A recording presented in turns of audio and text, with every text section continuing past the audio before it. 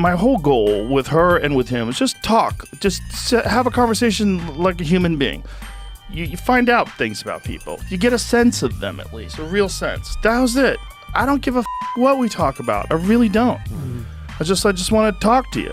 Who the are you?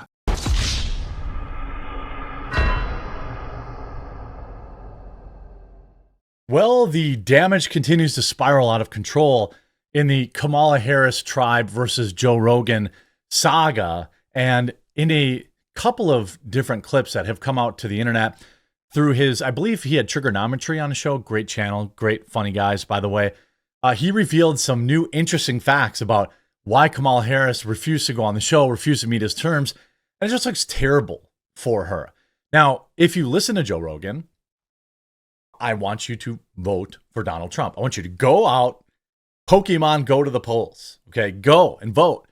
Don't wait for anyone else. We got to get into these crazy clips because it's absolutely nuts.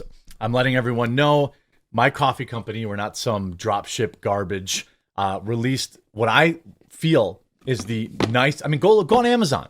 Go on Amazon and look for a coffee advent calendar. This is the nicest one on the market, and my team did this. We only made 3,000 of them because I wasn't sure. I didn't want to overcommit, but the pre-orders are open now. It has some of our coffee in it, real cacao cocoa. It's got some of our sweet treats. It's absolutely amazing. It looks great on your counter. And huge shout out to this video. Also, Meta PC sponsoring the channel. It's a computer I use. It's the computer I trust for my business, for my gaming needs, for my mobile needs. Promo code quartering to save. They have pre-builts. You can completely custom build. They have laptops, accessories. They don't care about cancel culture or any of that kind of stuff. They've been powering my business for as long as I've been at it, for the last 4 years, 3 or 4 years. Now, first I want to share this clip. Joe Rogan, liberals and progressives, they want war in Ukraine to be funded. They want to censor speech online. They want to give the WHO. Now, I'm going to get to his Kamala Harris stuff, okay? But this is the greater point because this, I think, should be convincing to people to join and just vote for Trump one time. You don't have to walk around and say you're a Republican. If you look at what's going on with the liberals right now, so progressives they want the war in Ukraine to be funded. Correct. They want to censor speech online. And they want to give the World Health Organization, which is deeply influenced by Big Pharma, including the FDA, deeply influenced. The revolving door between the FDA and pharmaceutical drug companies is legendary. And they want to give them control over what we take and what we don't take. And that's crazy. And that doesn't make sense because that's not what the liberals were when I was a kid. My parents were hippies. You know, we lived in... I mean, Joe Rogan sounds like he's voting Trump. Now, I think he'll probably hedge and vote third party, and he won't say who he voted for. I get it. But if there ever was a time, Joe, just come on out. Like, J.D. Vance has to convince him. Like, he's been talking to Trump and J.D. Vance. He talked to J.D. Vance for 4 hours yesterday. I don't know if we can live stream react to that. My plan would be to try to do it, depending on when it comes out today. So if you follow me on Rumble, because YouTube will probably take it down, we'll live stream react to that when it comes out if I can. San Francisco during the Vietnam War. My parents were like straight up hippies. That's how I was raised. And so for me, it was always like the liberals were the ones who wanted education and open-mindedness. The liberals who were the ones with the ACLU let the Nazis talk and let them have a rally. They said you can't infringe on people's free speech because if you infringe on the speech of people that you disagree with, you're being a fucking hypocrite. The only solution to bad speech is better speech. We've always known that. But when they had the power over social media and these collective groups of people that all had the same ideology, and then that tribal mentality kicks in, and you lose the perspective that you should have as an educated person. He's right. He's right. Then he goes on, he says this. There's a bunch of people that are out there now that I'm very excited about. One of them is Vivek. A big one is Tulsi Gabbard. And RFK Jr., of course. He loves all three of them. And they're all on Trump's team. How could this man... I mean, I think what he's saying here is he's basically endorsing Trump. I mean, he comes right up to the line. I don't know if that matters. Again, Joe Rogan is a celebrity endorsement too. Just like, the left has celebrity endorsements.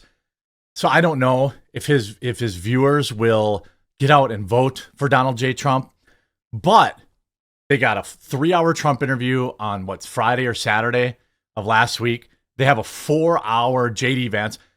Team Trump is doing the best they can. You know, I think they should try to get RFK and Vivek on there Friday if they can. I love that guy. I love what he's done his entire career. And I love what he's trying to do with health. I mean, this is a real issue that we all face, and we're all being poisoned, and they're profiting off of it, and we're not doing shit about it. But when someone like RFK Jr. comes along and says, hey, I think we can fix this. Yeah. It's like, give him a fucking chance. Maybe he can. Maybe he can fix. This is an endorsement of Trump. I mean, disagree. I mean, as close as you're going to get, Joe Rogan is telling his viewers that he believes, he's not telling them what to do, but he's saying he supports Donald Trump and he's going to be voting for Trump. I mean, let me know. What do you, leave a like on the video if you agree. This whole health system where we've been co-opted by these giant organizations that want you to make money. Like even Trump said, like at the beginning of his term, he did not know how to appoint people. He didn't know who to trust. He trusted a bunch of people he shouldn't have trusted, and he put a bunch of people in there that he shouldn't have put in. So 4 years of that, he got a handle on it, and now he has a completely different perspective. Why? Because he did the job already. Because he's already been in there running. Yeah. Like he knows, he's a businessman. It's like, I see why this is fucking up, and I need to get smarter people in here. And so what does he do?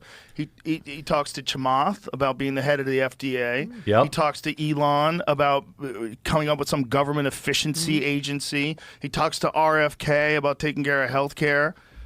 He's like delegating to people that are very good at it now. And like these people that could actually impart a real change, not like a sort of fucking. Exactly. I mean, he just endorsed Donald Trump. At least voting for Trump, he endorsed Trump's team. How about that? I'll say that. He endorsed Trump's team. You see this? Clinton Russell. Rogan almost perfectly encapsulates why I'm voting for Trump for the first time.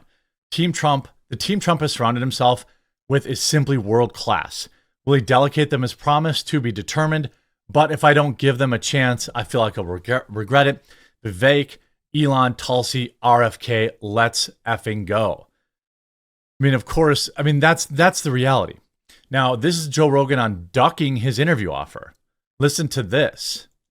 Well, I'll go to because I'm playing so many clips, Rogan will probably claim me, but Joe Rogan says he gave Vice President Kamala Harris, quote, an opportunity to sit down with him anytime in his Texas podcast studio, insisting he'd even do it at midnight.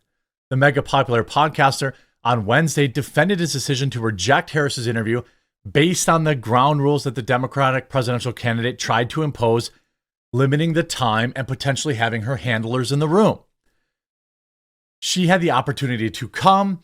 Rogan said when the saga came up in the latest episode of the Joe Rogan Experience podcast, you could look at it this way and say, oh, you're being a diva, but she had the opportunity to come when she was right here in Texas. That same day, by the way, or the day before or the day after.